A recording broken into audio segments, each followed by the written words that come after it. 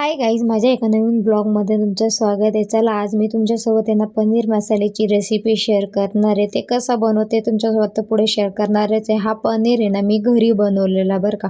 त्याचा पण blog upload केला आहे, तिथे तुम्ही जाऊन बघू शकता कसा बनवला आहे.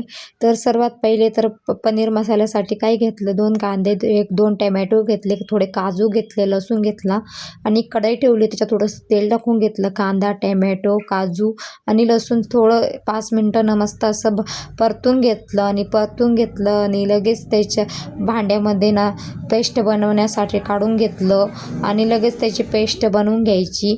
पेस्ट बनवली की 2 मिनटं साईडला ठेवून द्यायची. लगेच तीच कढई ठेवली होती, त्याच्यामध्ये थोडंसं नॉर्मल पनीर मसाला टाकून घेतला आणि जो आपण पेस्ट केली होती ना ती त्याच्यामध्ये टाकून घ्यायची. पहिला मसाला टाकला ना एकदम तेल अंगावर उडत नाही आणि त्याच्यामुळेच मी थोडंसं मसाला टाकून घेते, मग तो पेस्ट टाकून घेते आणि आपले घरचे काही मसाले टाकून घेते. त्याच्यात थोडंसं हळद, लाल तिखट, किचन किंग मसाला टाकून घेतला आणि तुम्ही बघू शकता किती छान असा मसाला तयार झालेला होता.